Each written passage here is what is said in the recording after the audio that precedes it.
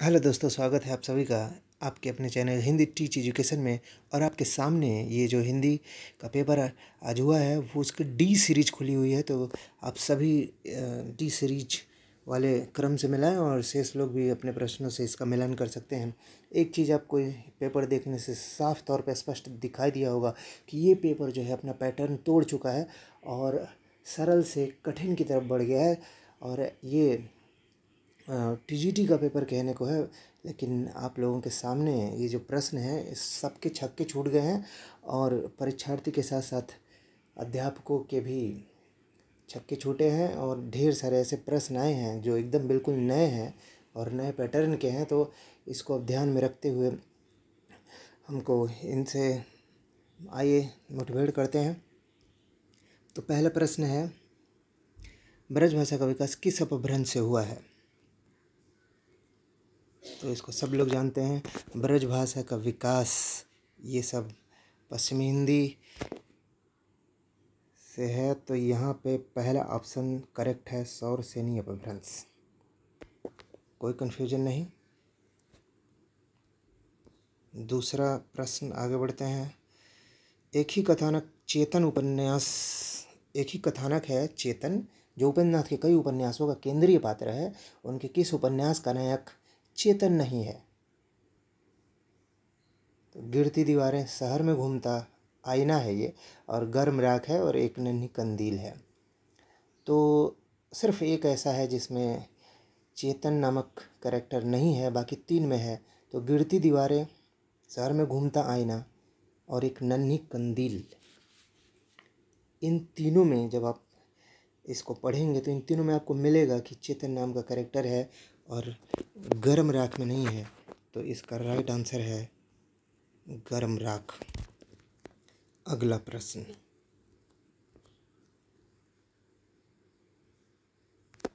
प्रसन्न पदनव्यार्थ युक्त उद्बोध विधायिनी स्फुरन्ति सत्वम् एकम बुद्धि प्रतिभा सर्वतोमुखी, उक्त कथन किसका है? तो ये प्रचलित नहीं है, थोड़ा सा हट के आया हुआ है। तो इस प्रश्न काफ़ी परेशान किया हुआ है, लेकिन इसका सही आंसर वाग्भट इसका सही आंसर होगा। अगला प्रश्न, शिवराज भूषण में कितने अलंकारों का निरूपण हुआ है? शिवराज भूषण में कितने अलंकारों का निरूपण हुआ है? तो ये आप लोग जानते हैं। इसी में अन्य जो प्रचलित रचनाएं हैं उनमें सबसे ज़्यादा इसी में है, शिवराज भूषण में। तो वो था 105। तो डी आंसर सही है।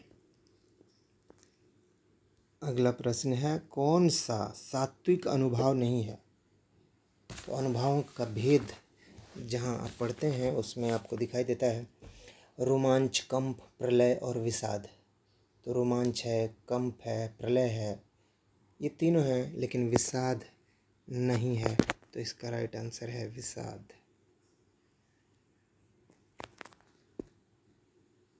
ओके, अगला प्रश्न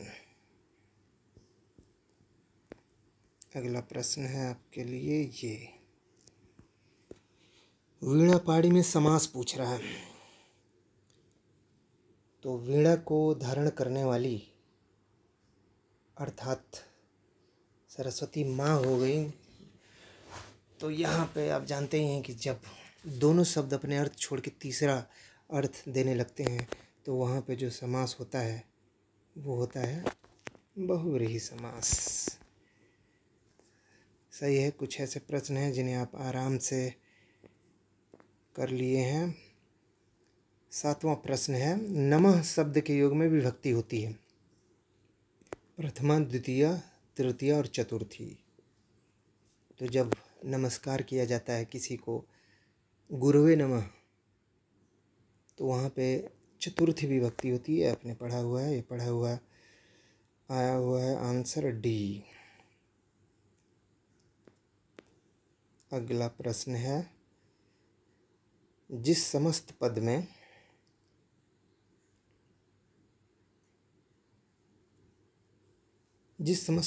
पूर्व या उत्तर पद की बजाय पूर्व अर्थात पहला वाला और बाद वाला पद की बजाय किसी अन्य अर्थ की प्रधानता हो जाती है। तो वही अभी जो आपने एक प्रश्न हल किया वही है ये, अन्य अर्थ की प्रधानता हो जाए तो वो होता है बहुव्रीहि समास। Very good. अब है 9वां प्रश्न, नदी कोस भर टेढ़ी है का संस्कृत में अनुवाद होगा। नदी क्रोसेण, नदी क्रोसाय, क्रोसाय में चतुर्थी हो गई कोस के लिए। यहाँ पे आया है कोस भर टेढ़ी है, मतलब एक ड्यूरेशन दिया जा रहा है, एक टाइम दिया जा रहा है बहुत दूर तक। तो जब भी दूर तक एक ड्यूरेशन दिया जाए तो वहाँ पे हो जाती है द्वितीय विभक्ति। तो उस आधार पे आपका सही होगा सी ऑप्शन, नदी क्रोशम कुटिला। कोई कन्फ्यूजन नहीं, आगे बढ़ते हैं। 10वां प्रश्न, खुली आंखों का सपना यात्रा वृत्त के लेखक कौन है? ये भी नई रचना है और खुली आँखों का सपना यात्रा वृत्त है और इसके लेखक हैं, नई रचना मरुधर मृदुल हैं, मरुधर मृदुल।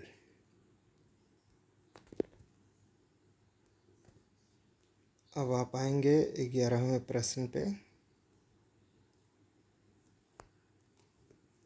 निम्नलिखित में महाकाव्य के लक्षणों के विषय में एक कथन सत्य है।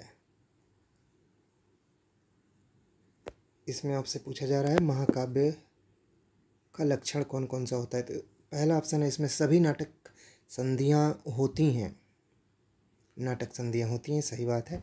इसमें सभी रस प्रधान रस के रूप में होते हैं। तीसरा है, यह सर्गों में विभक्त होता है और इसके आरंभ में देवा आदि को नमस्कार आशीर्वाद दिया जाता है।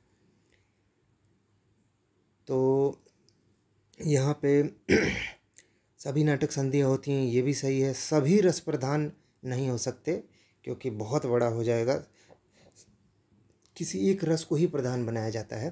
तो यहाँ पे राइट आंसर है बी आंसर,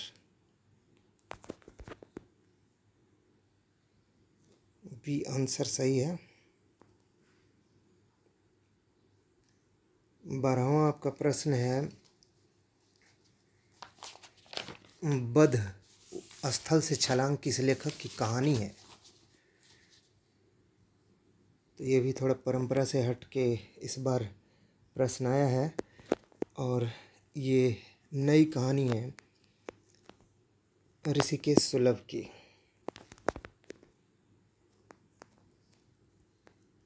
तेरहवां प्रश्न है, युष्मद् शब्द के चतुर्थी विभक्ति एक वचन के रूप हैं।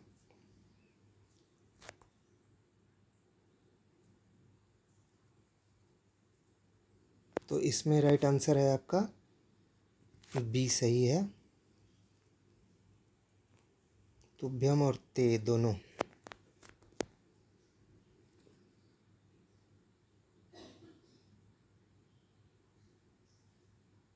14वां प्रश्न, सभी स्वर क्या होते हैं?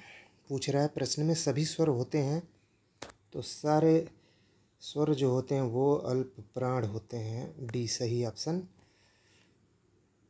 अगला प्रश्न है, पद्मावत का बंगला में अनुवाद किसने किया था?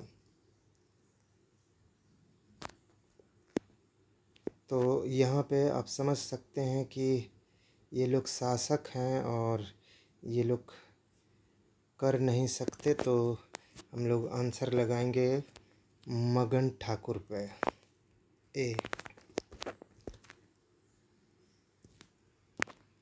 नेक्स्ट प्रश्न है 16वां, कौन सा सुमेलित नहीं है? आपको बताना है। प्रभा खेतान अपने अपने चेहरे, नासिरा शर्मा, ठीकरे की मंगनी और सूर्यवाला अग्निपंखी, मृदुला गर्ग एक जमीन अपनी।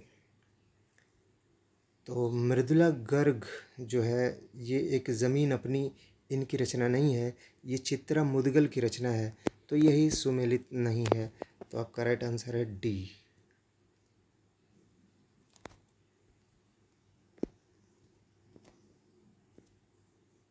17वां प्रश्न है, हिंदी के विकास के संबंध में निम्नलिखित कथनों में से एक असत्य है। आपको बताना है हिंदी का विकास संयोगात्मक भाषा के रूप में हुआ था। हिंदी संयोगात्मक नहीं है, इसी यहीं से ये इसका आंसर कैच हो जा रहा है, क्योंकि हिंदी एक वियोगात्मक भाषा है। और नेक्स्ट जो ऑप्शन इसमें दिखाई दे रहे हैं वो 1000 से माना जाता है, ये भी सही है। हिंदी अपभ्रंश के बाद की भाषा है, ये भी सही है। और हिंदी एक वियोगात्मक भाषा है, तो इसका राइट आंसर ए। अगला प्रश्न 18, लिपि के विकास का क्रमिक सोपान।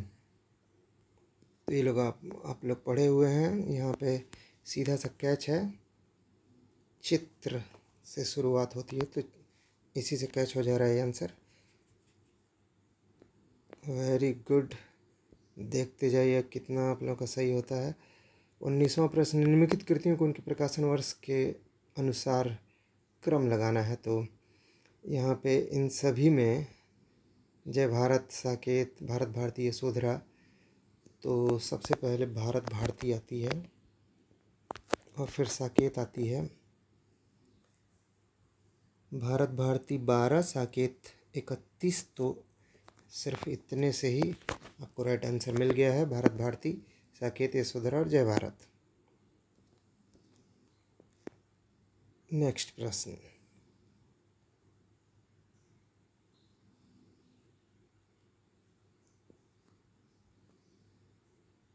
20वां प्रश्न है, वे दिन वे लोग शीर्षक संस्मरणात्मक रचना के लेखक कौन है?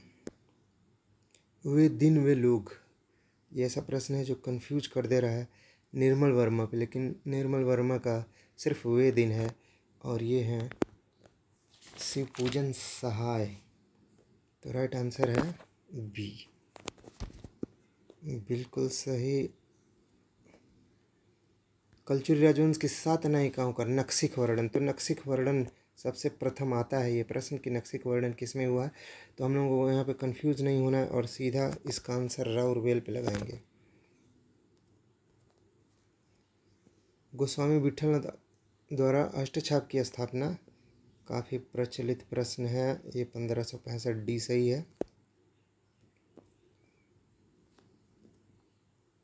सूरदास का प्रेम पक्ष लोक से न्यारा है, यह कथन किस विद्वान का है? तो ये कथन है, इस तरीके की बातें आचार्य रामचंद्र शुक्ल कहते हैं। 24वां प्रश्न, गुरु नानक देव की माता का नाम। ये तो बचपन से ही आप लोग पढ़ते आते हैं जीवन परिचय में, तो इसका आंसर राइट आंसर है डी, तृप्ता नाम था। 25वां प्रश्न देखते हैं, विधा के दिशा कौन सी रचना 3 से भिन्न है? तो यहाँ पे मुर्दहिया मणिकर्णिका, ये दलित आत्मकथाएं तुलसीराम की, कितनी धूप में कितनी बार, ये है महीप सिंह की। तो ये तीनों जो है आत्मकथा हैं। और ये बट वृक्ष की छाया, ये कविता है कुमुद नागर की, बट वृक्ष की छाया।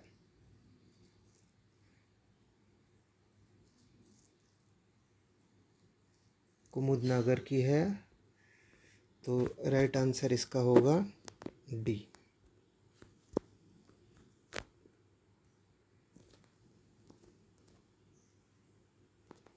26वां प्रश्न है, अतड़ियों में बल पड़ना मुहावरा।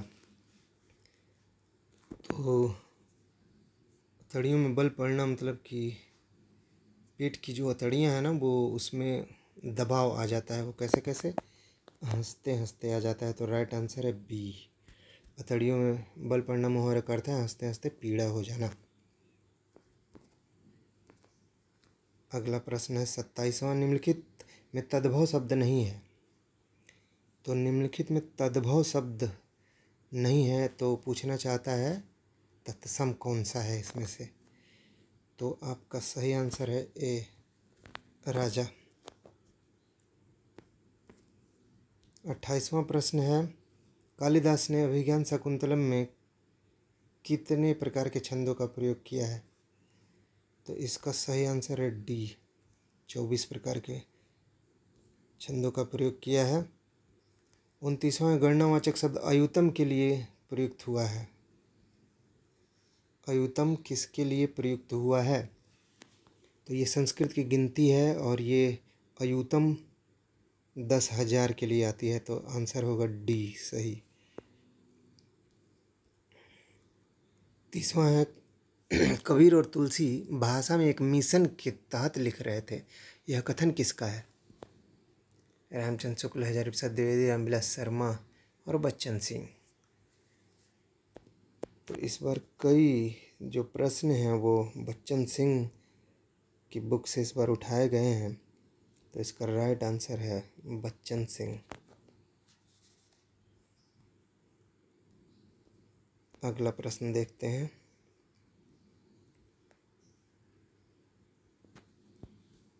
आचार्य भरत मुनि ने नाटक में अभिनय को किस वेद से लिया है? भरत मुनि ने नाटक में अभिनय को किस वेद से लिया है? तो इसका राइट आंसर है सी, यजुर्वेद से लिया है।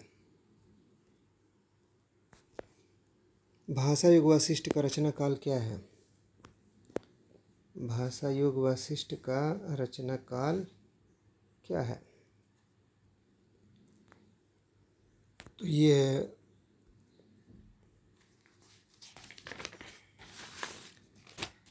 1730, 1741, 1750, 1761। तो इसका राइट आंसर है 1741।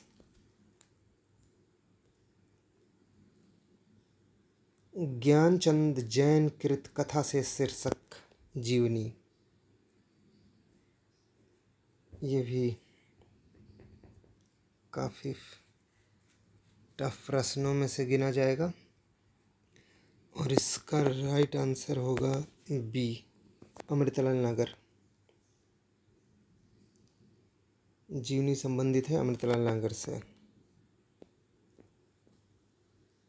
अखिल भुवनचर अचर जग हरिमुख में लखी मातु, चकित भई गदगद वचन विकसित दृग पुलकातु। ये पंक्ति पूछी है और इसमें पूछा है कि कौन सा रस है। तो हरिमुख में जो कृष्ण भगवान जी बच्चे थे और उनकी माता ने कहा दिखाओ, मिट्टी खाए हो दिखाओ, अपना मुख खोल के दिखाओ, तो उसमें उनको सब सारे तारे ग्रह नक्षत्र सब दिखाई दे रहे हैं। तो उनकी माता को अद्भुत लगा, तो इसलिए यहाँ पे अद्भुत रस माना जाएगा। आंसर ये सही है। अगला प्रश्न है, झोपड़ी से राजभवन किस साहित्यकार की आत्मकथा है? तो झोपड़ी से ये है माता प्रसाद की। आप इसको ऐसे याद कर सकते हैं कि माता रहती है, अपने बच्चों को पढ़ाती लिखाती है और उसके बाद जब लड़का सक्सेस हो जाता है तो उसकी माता झोपड़ी से राजभवन देखती है। अगला प्रश्न है, न धर्म वृद्धेषु वयः समीक्ष्यते, यह सूक्ति किस कवि की है? ये सूक्ति है कालिदास की।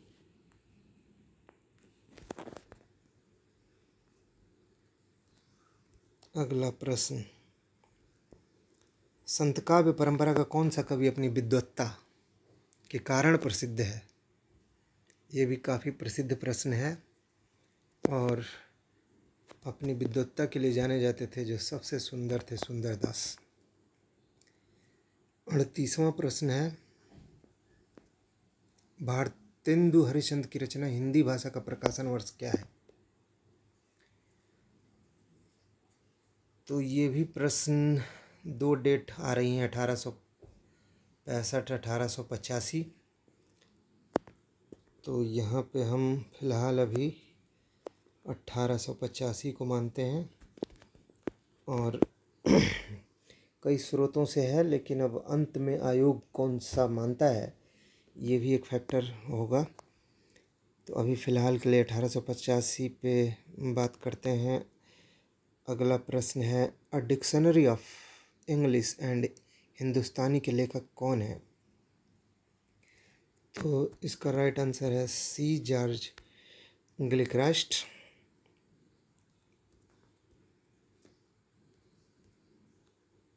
तुम्हें सौंपता हूँ किसकी रचना है? तुम्हें सौंपता हूँ तो ये भी प्रसिद्ध रचना है और इसका राइट आंसर है त्रिलोचन। अगला प्रश्न है, पार्श्वनाथ चरित के लेखक? तो ये जैन वाली रचना है और इसका राइट आंसर वादिराज डी ऑप्शन सही है। अगला प्रश्न है 42वां, द्रक्षति शब्द दृश्य धातु के किस लकार और वचन का है? तो ये होगा लिट लकार का, प्रथम पुरुष एक वचन है ये। 43वां प्रश्न है, निबंध व गद्य रचना है जिसमें लेखक किसी भी विषय पर स्वच्छंदतापूर्वक परंतु एक विशेष सौष्ठव संगति और व्यक्तिगता के साथ अपने भावों, विचारों और अनुभवों को व्यक्त करता है। यह परिभाषा किस विद्वान की है? ये परिभाषा किस विद्वान की है?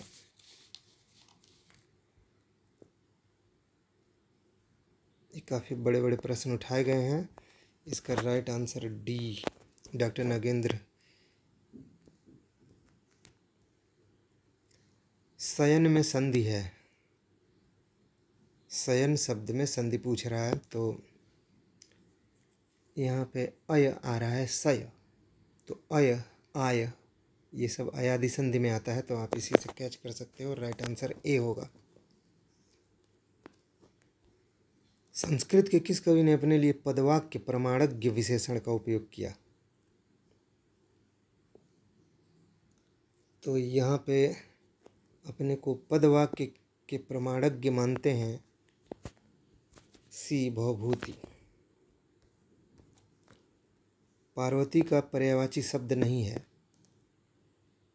गिरिजा है, शैलजा है, अर्पणा है और शिवानी नहीं है। 47वें नंबर के प्रश्न पे चलते हैं। जहाँ वक्रता सर्प के चाल में थी, प्रजा में नहीं थी, न भूपाल में थी। उपरोक्त पंक्तियाँ किस अलंकार की हैं? अर्थन्यास, परिसंख्या, अपनुति और विभावना। तो जहाँ पे एक बात पहले कह दी जाए और वही बात रिपीट की जाए, उसी को अन्य शब्दों में लाया जाए, तो वहाँ पे होता है परिसंख्या अलंकार। राइट आंसर है आपका बी। 48वां प्रश्न, निम्नलिखित में रचना और रचनाकारों के असंगत युग्म का चयन करना है आपको। हे मेरी तुम, केदारनाथ अग्रवाल सही है। फूल नाम है एक, त्रिलोचन, ये भी सही है। नीली रेखा तक, भवानी प्रसाद मिश्र। और असंगत लोग भूल गए हैं, तो ये लोग भूल गए हैं शमशेर बहादुर सिंह की नहीं है, ये रघुवीर सहाय की है। तो राइट आंसर होगा आपका डी। राइट आंसर है डी। 49वां प्रश्न, अवधिशिला का उस पर था गुरुभार, तिल तिल काट रही थी दीर्घजल धार। प्रस्तुत पंक्तियों में कौन सा छंद है? तो ये आपको दिख रहा है मैचिंग, 12 इसमें है और आधे हिस्से में था गुरुभार में 7 है। तो 12 7 जब 19 होता है तो बरबर 12 बरबर और प्लस 7 कर दिया जाता है, तो वहाँ पे हो जाता है बरवय।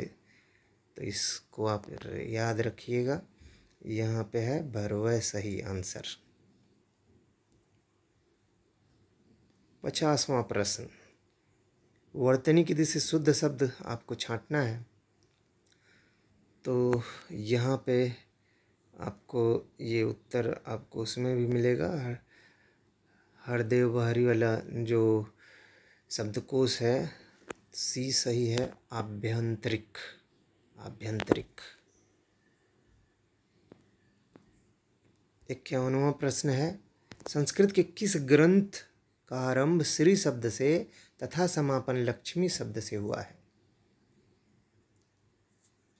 तो ये है आपका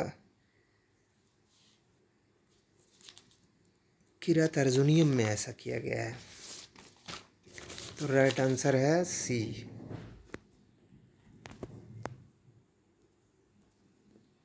52वां प्रश्न, विलोम की दृष्टि से असंगत युग्म कौन सा है? अज्ञ का विज्ञ है, अद्यतन का पुरातन है, अजय का विजय है, अर्वाचीन का ये नवीन नहीं होता है, प्राचीन होता है। तो डी, 52 का डी। 53, निम्नलिखित में से एक ओष्ठ ध्वनि नहीं है। प फ ब भ म ये सब आप जानते हैं। तो ये ओष्ठ ध्वनियाँ होती हैं, लेकिन सी जो है वो नहीं है। तो यहाँ पे 53 का सी सही हो जाएगा। अगला प्रश्न है 54 नंबर का, अर्थ निर्दिष्ट करने की दृष्टि से निम्नलिखित में से कौन सा उपसर्ग अन्य तीन से भिन्न है? अर्थ बनाने में तीन एक समान है, एक वैसा नहीं है। तो पहला है अव, दूसरा है अप, तीसरा है परि और दुर। तो अव मने जो घटाता है, अप ने कम करता है, और दुर ये भी घटाने का काम करता है। थोड़ा दुर जैसे कि ये करता है खराब अर्थ देने के लिए, लेकिन परि ऐसा नहीं करता है, घटाने खराब अर्थ देने में ये सब प्रयुक्त नहीं होते हैं। ये ऊपर के अव, अप और दुर ये तीनों प्रयुक्त होते हैं, परि प्रयुक्त नहीं होता है। तो इसलिए ये तीनों से भिन्न है और राइट आंसर होगा सी।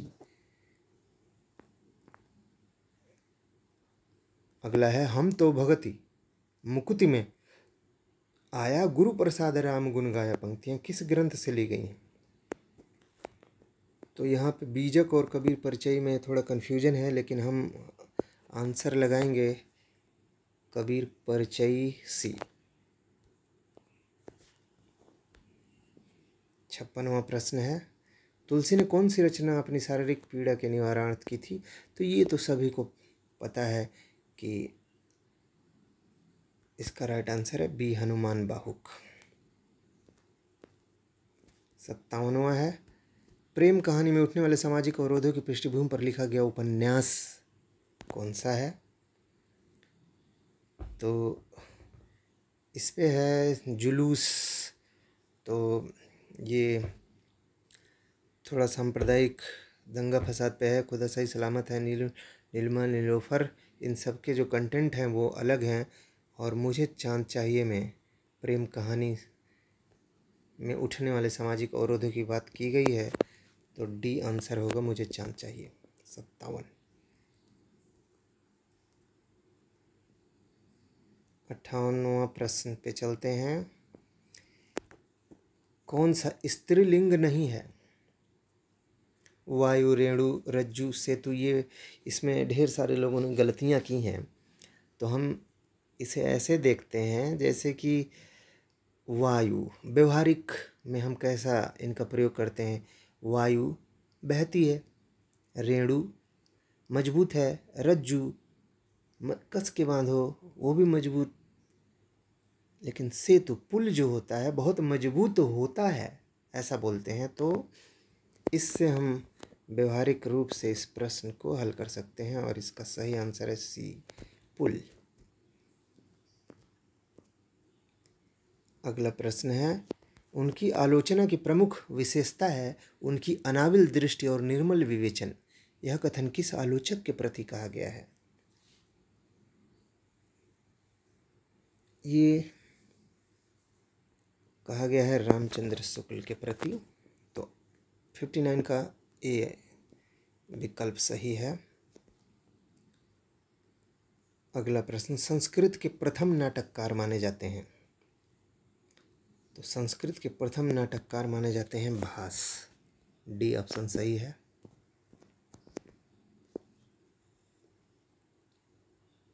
अगला प्रश्न है, खड़ी बोली का एक अन्य नाम है? बहुत ही आसान प्रश्न है, कौरवी। 62वां, ब्रह्म संप्रदाय के संस्थापक कौन है? ब्रह्मा, म से मध्वाचार्य। बहुत ही सही सेटिंग है, ये कभी गलत नहीं होता है। ऐसे ही आप लोग भी सेट कर लीजिए, कभी कन्फ्यूजन नहीं रहेगा। ब्रह्म, म से मध्वाचार्य। अगला प्रश्न,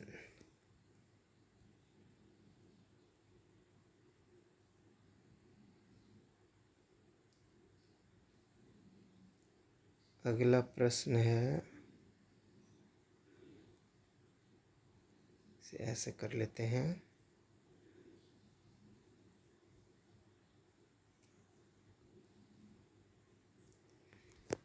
द्रुत विलंबित छंद का लक्षण है कि इसके प्रत्येक चरण में होते हैं।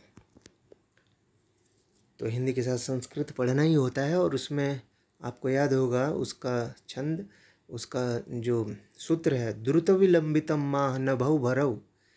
तो नगड़ होगा, भगड़ होगा, फिर भगड़ होगा, और एक रगड़ होगा। तो इस क्रम में उसमें 12 वर्ण हो जाते हैं। तो राइट आंसर होगा डी।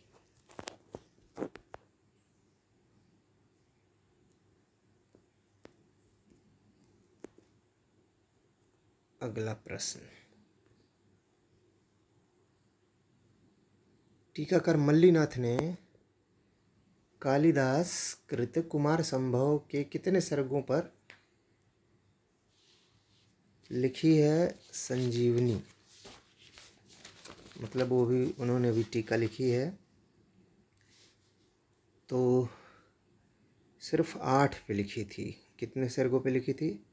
सिर्फ 8 पे लिखे थे। आंसर होगा सी। नेक्स्ट है, रामचंद्र शुक्ल का हिंदी इतिहास, हिंदी साहित्य का इतिहास पहले किस ग्रंथ की भूमिका के रूप में छपा था? तो इसको आप लोग सब लोग जानते हैं, ये है हिंदी शब्द सागर की भूमिका। राइट आंसर है। अगला है, हिंदवी शब्द का प्रयोग किस इतिहासकार ने किया है? तो ये प्राय किताबों में मिलता है, अमीर खुसरो। अमीर खुसरो यहाँ नहीं है ऑप्शन में, तो हम लगाएंगे आंसर बी पे, इब्न बतूता। 67। अगला प्रश्न है आपका,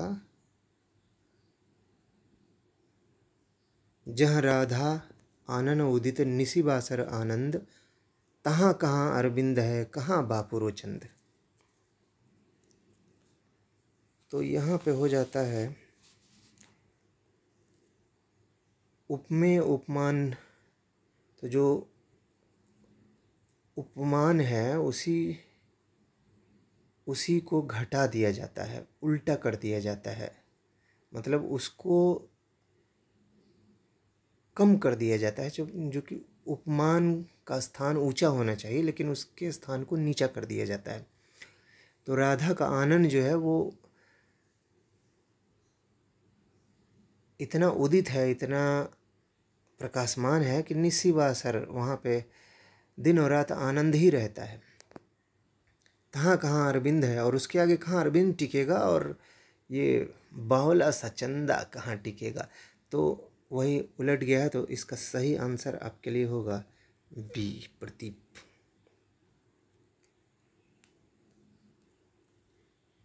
अड़सठ, उपन्यास रहस्य शीर्षक से किसका निबंध संग्रह है? तो ये राइट आंसर है, महावीर प्रसाद द्विवेदी जी ने उपन्यास रहस्य शीर्षक से निबंध लिखा है। अगला प्रश्न है, किंतु उस दिन यह सिद्ध हुआ जब कोई भी मनुष्य अनासक्त होकर चुनौती देता है इतिहास को, उस दिन नक्षत्रों की दिशा बदल जाती है। तो ये पंक्तियाँ पढ़ते ही आपको बोध हो जाएगा कि इसका राइट आंसर अंधा युग धर्मवीर भारती की ये पंक्तियाँ हैं। अगला प्रश्न, लकार और उसके कालवाचक अर्थ का कौन सा युग्म सही नहीं है?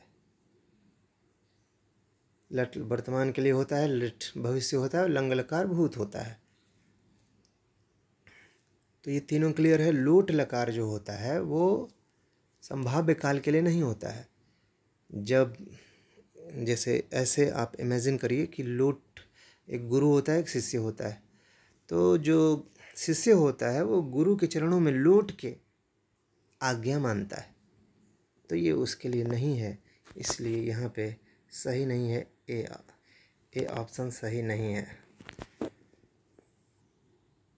लोट लकार आज्ञा के लिए होता है। अगला प्रश्न 71 नंबर का प्रश्न, पौन मया करी घूंघट टारे दया करी दामिनी दीप दिखावे, वाक्य पंक्ति में किस कवि की है? तो ये अप्रचलित प्रश्न है और इसलिए ऐसे ऐसे प्रश्न उठाए गए हैं। तो हम देखते हैं कि इसका राइट आंसर क्या है। इतने कठिन प्रश्न इस बार बना दिए गए हैं कि सारे परीक्षार्थी घबराए हुए हैं। इसका राइट आंसर है नेही नागरी दास। पौन मया करी घूंघट टारे दया करी दामिनी दीप, तो ये नेही नागरी दास है। अब हम लोग देखते हैं कि इतने कठिन प्रश्नों के बाद मेरिट कितने जाती है। जहाँ तक अनुमान है 95 जिसका हुआ है वो शामिल होगा।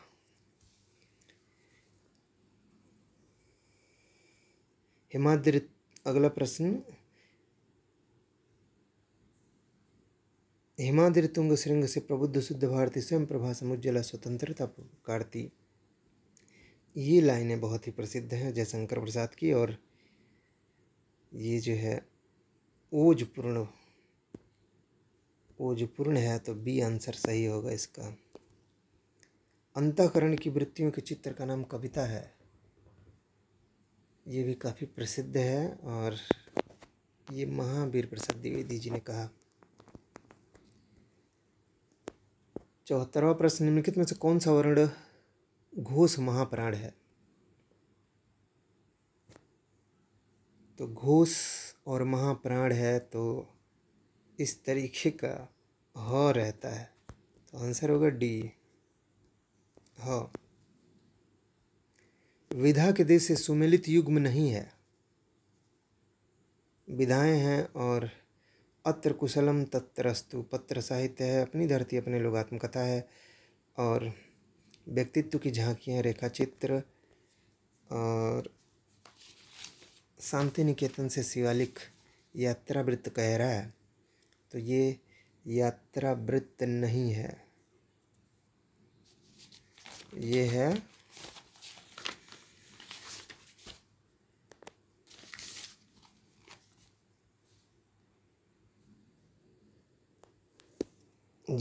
आप लोग उत्तर दीजिए। ये है संस्मरण, यात्रा वृत्त नहीं है, ये संस्मरण है, तो इसका राइट आंसर है डी। अगला है, निर्भय भीम व्यायोग का लेखक कौन है? तो ऐसे ऐसे प्रश्न हैं जो घबरा देते हैं, लेकिन हम लोग क्या करेंगे, इसका राइट आंसर लगाएंगे डी, रामचंद्र सूरी की निर्भय भीम व्यायोग। अगला प्रश्न देखते हैं।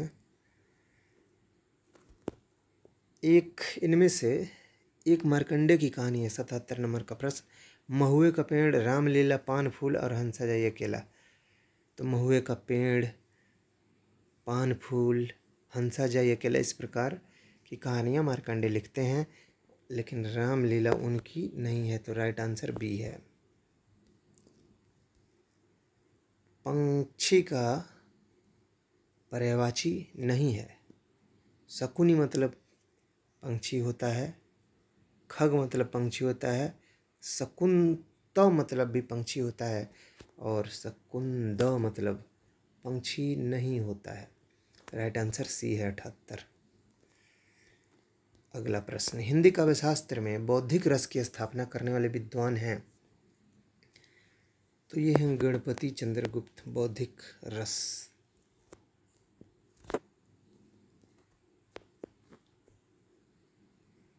अगला प्रश्न, हिंदी नई चाल में ढली 1873 ईस्वी भारतेंदु हरिश्चंद्र ने इसे किस पुस्तक में अंकित किया था? ये भी काफ़ी प्रसिद्ध प्रश्न है। उन्होंने इसे कालचक्र पत्रिका में अंकित किया था। तो ए 80 का ए सही हो जाएगा। 81, काम भाव और शरीर का सौंदर्य उनके यहाँ उत्सव रूप में है। विद्यापति के संदर्भ में यह कथन, विद्यापति के संदर्भ में यह कथन शुक्ल या रामस्वरूप चतुर्वेदी, ये काफ़ी लोगों को कंफ्यूज किया है ये प्रश्न, लेकिन हम रामस्वरूप चतुर्वेदी पे ट्रिक लगाएंगे। तो राइट आंसर है 81 का ए। 82 नंबर का प्रश्न है, अनेक चेहरे किसकी आत्मकथा है? तो अनेक चेहरे आत्मकथा ये नेमीचंद्र जैन। अगला प्रश्न है, प्रगतिवाद आंदोलन के सैनिक रूप का उल्लेख किस साहित्यकार ने किया है? तो प्रगतिवाद में क्रांति और शोले और इस तरह की बातें कौन करता है? मुक्तिबोध जी करते हैं। तो ये राइट आंसर है बी, मुक्तिबोध सही है। निम्नलिखित में से भारतेंदु हरिश्चंद्र की रचना नहीं है? आषाढ़ महात्म, अपवर्ग, पंचक, भक्ति सर्वस्व, हिंदी भाषा। तो अभी हिंदी भाषा आया हुआ था तो ये सही ही है। भक्ति सर्वस्व उन्हीं की है और आषाढ़ का महात्मा उन्हीं का है और ये उनकी नहीं है। तो बी 84 का बी होगा राइट आंसर। 85, प्रज्ञा न उनमें सालनी प्रतिभा मता। प्रज्ञा की बात आती है तो भट्टतोत, प्रज्ञा से भट्टतोत को जोड़ दीजिए, यही है राइट आंसर। 85 का डी सही। 86, सबको जानत तुम्हें सारे जगत जहान, इस वाक्य में कौन सा काव्य दोष है? क्लिष्टत्व ऐसा कुछ नहीं है। न्यून पदत्व मतलब ऐसा कुछ पढ़ने से आपको नहीं प्रतीत होता है कि किसी पद की कमी महसूस होती है, तो ये भी नहीं है। एक है पुनरुक्ति, पुनरुक्ति, पुनर मैंने दोबारा, उक्ति मैंने कहा गया। तो ऐसा क्या है जो दोबारा कहा गया है? तो देखिए, जगत और जहान दोनों एक ही बात है और दो बार कही गई है, तो पुनर दोहराई गई है, तो यही दोष हो गया, पुनरुक्ति दोष। तो राइट आंसर है बी। निम्नलिखित में तद्भव शब्द, तद्भव शब्द पूछ रहा है। तो इसका राइट आंसर होगा पंख पे। दैव, कार्य, रात्रि, ये सब तत्सम जैसा है, लेकिन पंख जो है वो तद्भव जैसा लग रहा है। अगला प्रश्न,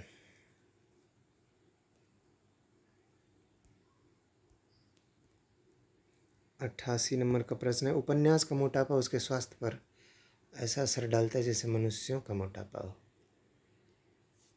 तो ये अभी कन्फ्यूज़न में है ये, तो हम इसको भी कन्फ्यूजन में रखते हैं, ये आयोग के लिए छोड़ते हैं। अगला प्रश्न है, उटपटांग शब्द में समास क्या होगा? उटपटांग शब्द में समास ये बहुव्रीहि, द्विगु, द्वंद्व, ये सब आपको नहीं दिख रहा है, इस परिभाषा से नहीं मैच कर रहा है, तो ये डी लगेगा, उटपटांग में तत्पुरुष।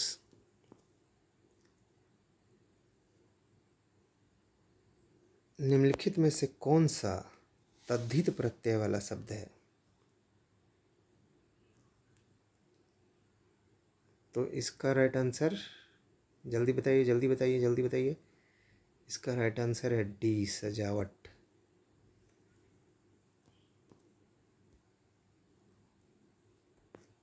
91 नंबर का प्रश्न, किस रचना का रचनाकार फोर्ट विलियम कॉलेज से संबद्ध नहीं था? तो प्रेम सागर लाल चंद्र का लल्लू लाल हैं, रानी केतकी की कहानी इंसान ना खां है, और नासिक के तो पक्यान सदल में से। तो यहाँ पे लल्लू लाल ऊपर के दो रचनाकार और ये सदल मिश्र, ये दोनों लोग थे, और रानी केतकी इंसान अल्लाह खां वाले नहीं थे। तो राइट आंसर है सी। नेक्स्ट प्रश्न, लीक पर वे चले जिनके चरण दुर्बल और हारे हैं, हमें तो हमारी यात्रा से बने ऐसे अनिर्मित पंथ प्यारे हैं। इन पंक्तियों के सृजेता हैं, बहुत ही प्रसिद्ध पंक्तियां हैं और आपके जीवन का मार्गदर्शन करने वाली पंक्तियां हैं ये। इसको कोई कैसे भूल सकता है? ये है बी आंसर, सरस्वर दयाल सक्सेना। 93 नंबर का प्रश्न, गुरुवे शब्द का सही संधि विच्छेद क्या होगा? काफ़ी फेमस है, इसका राइट आंसर है डी, गुरोधने। अब देखिए प्रसाद जी आ चुके हैं। अगला प्रश्न 94, बीती विभावरी जागरी, अंबर पन घट में डुबो रही, तारा घटुसा नागरी। ये सांग रूपक का इससे अच्छा उदाहरण देखने को मिलता नहीं है, तो ये बहुत ही फेमस है और इसका राइट आंसर होगा रूपक ए।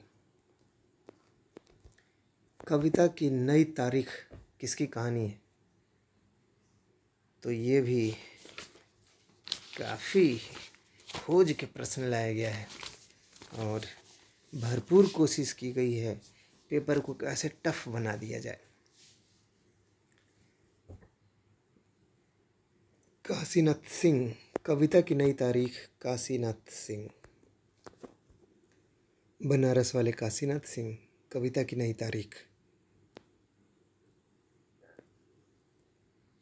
96, मर गया दीपनाथ नामक चर्चित कहानी है, इसके लेखक कौन है? आप बताइए। नाम सुना था मर गया दीपनाथ? नहीं ना, तो हम लोगों को जिंदा रहना है। चलिए बताइए उत्तर। इस कठिन प्रश्न का उत्तर है चंद्रकिशोर जायसवाल। 96 का ए। 97 पे चलिए, विखंडनवाद का जनक माना जाता है, तो ये भी काफ़ी फेमस प्रश्न है, बी आंसर सही, देरिदा। बैलगाड़ी में समास है बैल वाली गाड़ी, तो ये है तत्पुरुष समास, डी आंसर सही। 99वां प्रश्न है कि अपभ्रंश में दोहा काव्य की परंपरा का आरंभ किस कवि ने किया?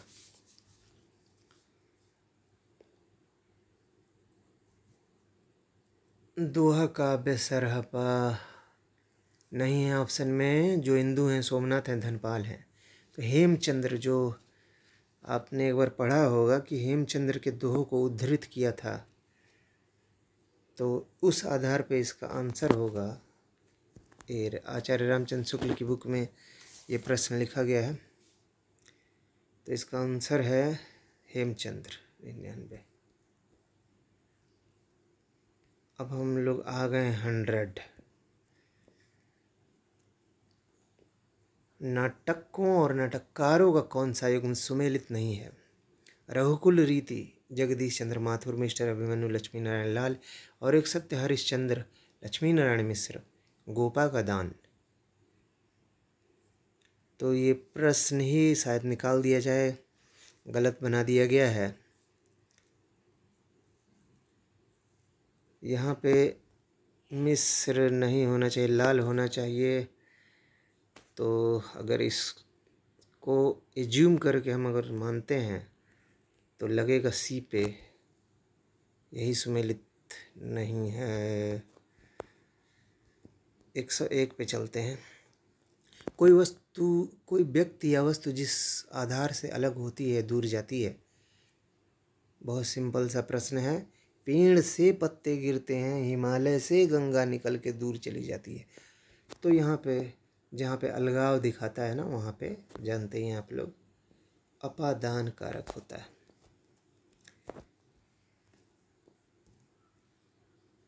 अगला प्रश्न है 102। कौन सा नाम सिद्ध परंपरा की योगिनी का नहीं बल्कि योगी का है?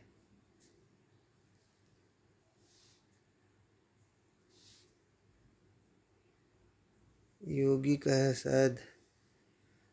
इसमें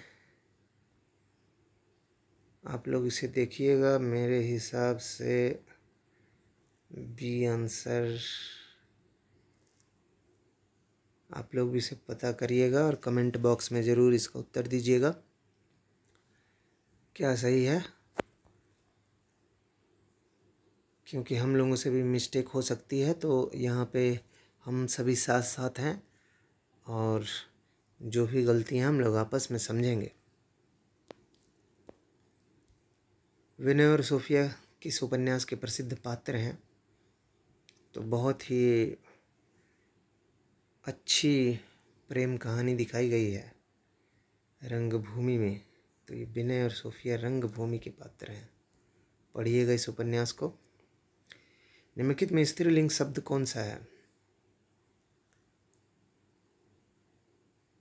स्त्रीलिंग से जवाब बहुत अच्छा होता है, हिसाब किताब अच्छा चल रहा है, गुलाब का फूल सुंदर होता है, शराब नशीली होती है। तो कैच कर लिया होगा आपने, इसका सही आंसर डी, स्त्रीलिंग शब्द है डी।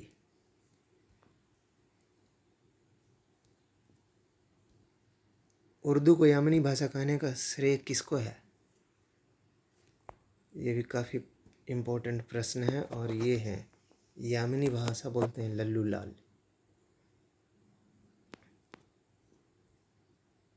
106। वह उस शाखा का वन विहंग, उड़ गया मुक्त नभ निस्तरंग। तो ये सूर्यकांत त्रिपाठी निराला, अगर आप लोगों ने पढ़ा होगा निराला को तो ये आप तुरंत कैच कर लेंगे, उसका आंसर डी है, सूर्यकांत त्रिपाठी निराला। 107। लौट कर आया हुआ, मतलब गया है और लौट के फिर से आया हुआ है। तो आगत मतलब एक बार आया और फिर लौट करके आया है तो प्रति आगत हो गया, इसलिए इसका सही आंसर है डी। एक दिन बोलेंगे पेड़, ये जो है किसकी रचना है जल्दी बताइए, फेमस रचना है। सही आंसर है राजेश जोशी। 109। समस्त पृथ्वी से संबंध रखने वाला, समस्त पृथ्वी, पृथ्वी बने भूमि, तो इसी से आप कैच करिए। सार्वकालिक होगा नहीं, सार्वदेश नहीं होगा, सार्वजन नहीं होगा, सारी भूमि होगा, तो सार्वभौमिक ऑप्शन सही है। तुलसी गंग दुओ भय सुकबिन के सरदार। तो कभी कभी कन्फ्यूजन होता है, अब ये इतना प्रश्न प्रसिद्ध हो चुका है कि ये बार बार ही पूछा जाता है।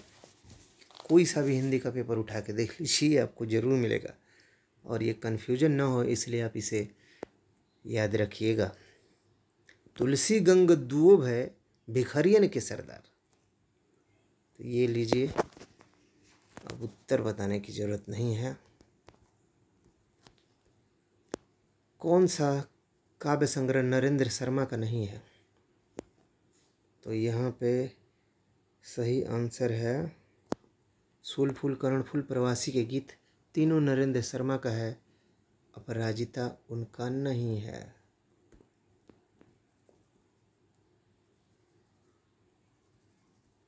अब हम लोग पहुँचे हैं गारसा दत्तासी के इतिहास ग्रंथ दलाल चरित्र हिंदुस्तानी का दूसरा संस्करण कब प्रकाशित हुआ था? ये प्रश्न तुरंत ही लोगों से गलती करवा देगा, अगर जिसने भी समझ के उत्तर नहीं दिया वो गलत करके आया है। पूछ रहा है दूसरा संस्करण, और हम लोग क्या समझ रहे हैं दूसरा भाग। तो पहला जो भाग है वो है 1833 और दूसरा जो भाग है 1847। लेकिन ये भाग नहीं पूछ रहा है, ये दूसरा संस्करण पूछ रहा है। संशोधित होकर जब दूसरा संस्करण आया था तो वो सी ऑप्शन पे आया था, 1871 में आया था। 113वां प्रश्न है, प्रसंग गर्भत्व तो इनके गद्य की निजी विशेषता है, इनकी भाषा सरल और व्यंजनापूर्ण है, बीच बीच में हास्य व्यंग भी है। ये किसके लिए आया हुआ है? आचार्य रामचंद्र शुक्ल के लिए आया हुआ है। कूल अंकसा, कूल अंकसा किसका पर्यायवाची है? तो उसी शब्द से पकड़ने की कोशिश करिए। कूल किनारा, जिसके अंक में होता है, जो धारण करने वाली होती है किनारों को, तो कौन होती है? नदी धारण करती है किनारों को। तो सही आंसर बी है। असत्य कथन चुनना है। रामचंद्र शुक्ल ने प्रेमचंद को हिंदी का सर्वश्रेष्ठ उपन्यासकार कहा। ये सही है। दुलाई वाली कहानी 11 वर्ष का समय के बाद लिखी गई। ये भी सही है। उसने कहा था कहानी सरस्वती 1915 में। ये भी सही है। रक्षाबंधन कहानी हरिकृष्ण प्रेमी ने नहीं लिखी, तो ये गलत हो गया। तो असत्य कथन डी है।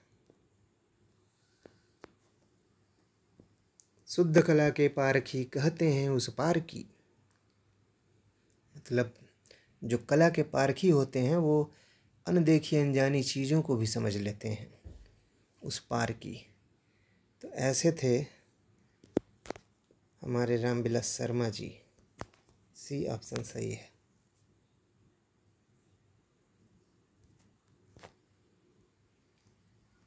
एक 117 पितृ शब्द के सप्तमी विभक्ति के तीनों वचनों के रूप क्रमशः। तो पिता का सप्तमी विभक्ति पूछ रहा है। पितरी,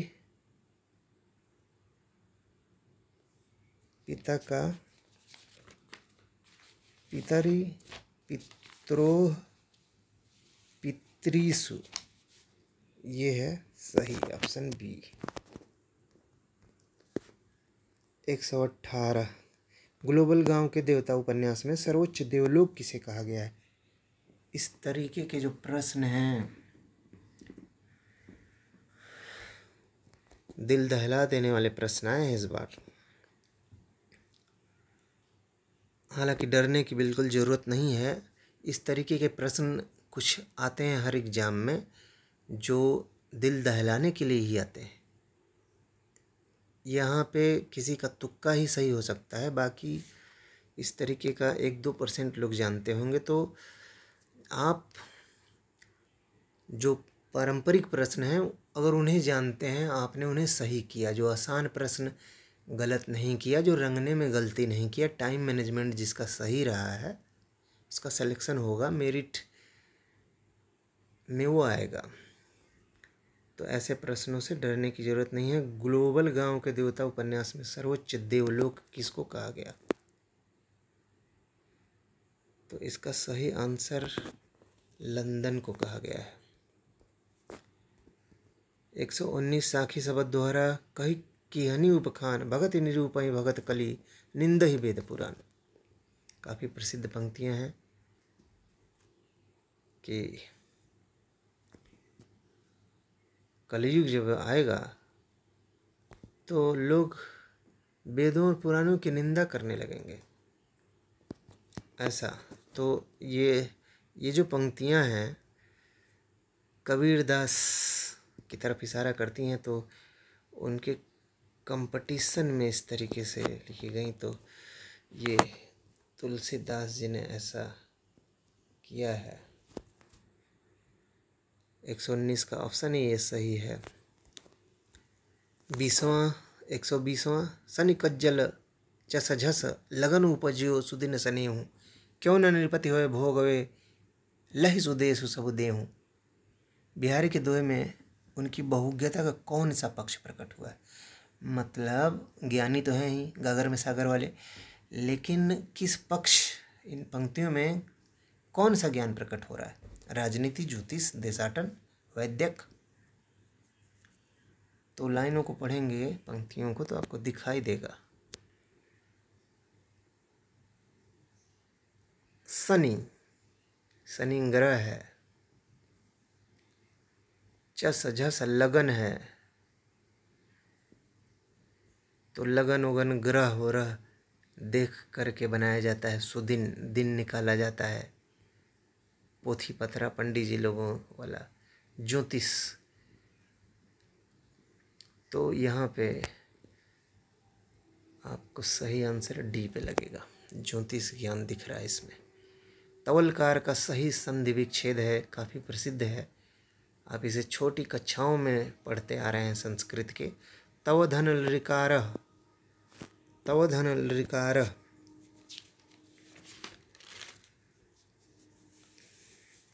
तवधन लृकारः तवलकारः। तो राइट आंसर क्या है? राइट आंसर है बी।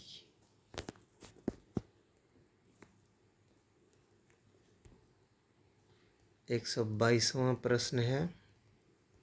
शोभा सरसाने न बखाने जात केहू भांति, आने हैं पहाड़ मनो काजर के ढोए के। ये काव्य पंक्तियां हैं देव सेनापति मतीराम चिंतामणि।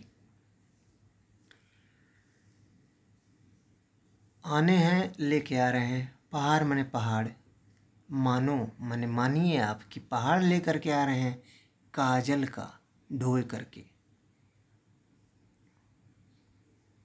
और इस तरीके की जो लेके आ रहे हैं उनकी शोभा सरसाने बखाने न जात केहू भांति, किसी भी भांति से बखान नहीं किया जा सकता है। अर्थात बादलों की बात हो रही है, प्रकृति की बात हो रही है। और ये कवि जो इसमें हैं रीतिकाल के लोग हैं, तो रीतिकाल में प्रकृति की बात करने वाले होते हैं सेनापति। तो इसको हमको कैसे याद रखना है? राइट आंसर होगा सेनापति। तो सेनापति जी जो हैं वो,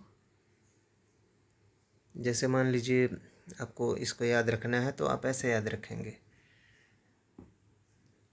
कि हनुमान जी राम जी के सेनापति थे और लक्ष्मण को शक्ति लगी थी तो पहाड़ लेकर के ही आ गए थे।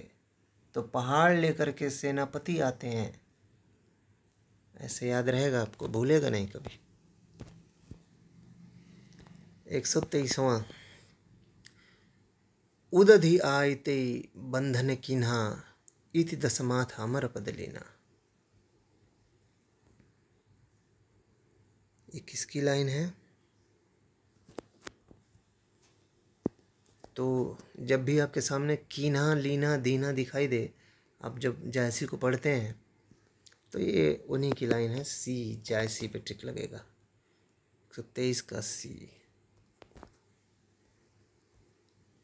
124। भारतेंदु नाटक मंडली द्वारा अभिनीत पहला नाटक था। पहला नाटक अभिनीत किया गया, तो इसमें राइट आंसर है सत्य हरिश्चंद्र। और 125वां प्रश्न। अंग्रेज किस भाषा का है? अंग्रेज शब्द किस भाषा का शब्द है? तो यहाँ पे कंफ्यूजन में डाल दिया है, अंग्रेजी दिया है। अंग्रेज है, फ्रेंच है, पुर्तगाली है, डच है। तो जल्दी से बताइए राइट आंसर क्या है? राइट आंसर फ्रेंच है।